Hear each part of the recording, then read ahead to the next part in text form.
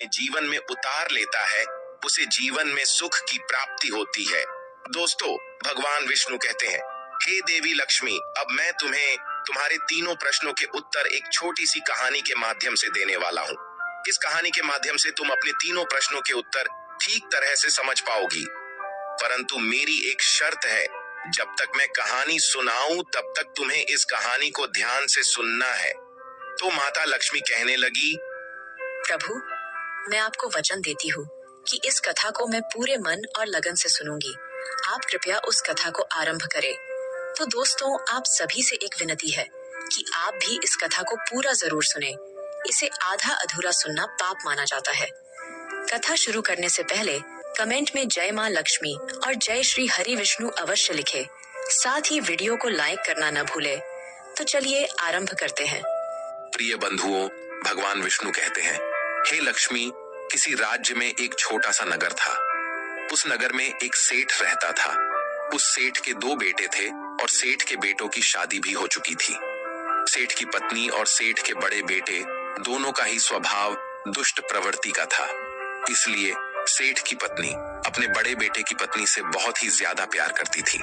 मगर छोटे बेटे की पत्नी जो थी, वह बड़े ही अच्छे स्वभाव की थी और वह एक पतिव्रता स्त्री भी थी और पूरे घर का सारा कामकाज भी वह अकेले ही करती थी। इतना कुछ होने पर भी सेठ की पत्नी और बड़े बेटे की पत्नी छोटी बहू का हमेशा ही अपमान करती रहती थी। दोस्तों, भगवान विष्णु कहते हैं, हे लक्ष्मी, सेठ के बड़े बेटे की बहू को एक बेटा था और छोटी बहू को एक पुत्री थी। सेठ की पत्नी हमेशा पुत्र को लेकर छोटी बहू को ताना मारती रहती थी, लेकिन वह क्या कर सकती थी, वह हमेशा उनके ताने सुनती रहती थी। दोस्तों, तब भगवान विष्णु कहते हैं, हे लक्ष्मी, अब मैं तुम्हें छोटी बहू की कहानी अच्छे तरीके से समझाता हूँ। इस कहानी से तुम्हें तुम्हारे पहले प्रश्न का उत्तर प्राप्त होगा। तुम्हारा पहला प्रश्न था कि कौन सी स्त्री के भाग्य में पुत्र की प्राप्ति नहीं होती है। तब भगवान विष्णु कहते हैं, देवी, उस सेठ की जो पत्नी थी, वह पहले से ही बड़े ही दुष्ट स्वभाव की थी। उसके कुटिल स्वभाव से सभी घर वाले बहुत ही ज्यादा परेशान थे, परंतु अपनी सीधी साधी छोटी बहू को वह कुछ ज्यादा ही परेशान करती रहती थी। उसको सताने में उसको बहुत ही ज्यादा आनंद आता था। सेठ के छोटे बेटे की पत्नी का नाम सुकन्या था। बेचारी सुकन्या सुबह जल्दी उठ करके अपने कामकाज में जुट जाती थी। इतना करने पर भी सेठ की पत्नी की निगाहों में सुकन्या हमेशा खटकती रहती थी। एक दिन की बात है, सुकन्या घर में झाड़ू लगा रही थी तो सेठ की पत्नी बोली कि तेरे हाथ में जान नहीं है क्या? तू जल्दी जल्दी झाड़ू लगा। मैं मंदिर जा रही हूँ। मेरे लौट कर आने से पहले तू भोजन बनाकर तैयार रखना और आते ही मैं उस भोजन को ग्रहण करूंगी। और सुन, अन्न का एक दाना भी बर्बाद ना हो पाए। बेचारी सुकन्या करती भी तो क्या वह अपनी सास की बातों को सुनती रही। तब घर की सफाई करने के बाद सुकन्या खाना बनाने में लग गई। खाना बनाते समय वह मन में सोच रही थी कि मैं इतना काम करने के बाद भी एक पल के लिए चैन की सांस नहीं ले पाती हूँ और मेरी सास हर समय मेरे काम में कोई ना कोई गलती निकालती रहती है।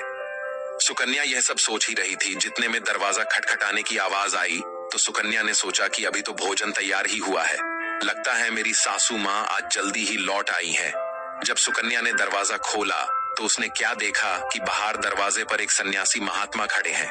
दोस्तों, वह साधु महाराज सुकन्या से कहता है कि बेटी, तेरा सुहाग अमर रहे, बाबा को कुछ भोजन करा दे, मुझे बड़ी तेजी से भूख लग रही है।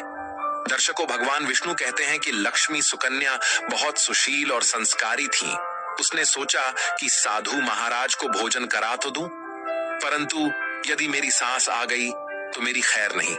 फिर कुछ देर सोच विचार करने के बाद में उसने सन्यासी को भोजन करने के लिए अंदर आने को कहा और उसी समय सुकन्या के मन में विचार आया कि सास से डरना कैसा।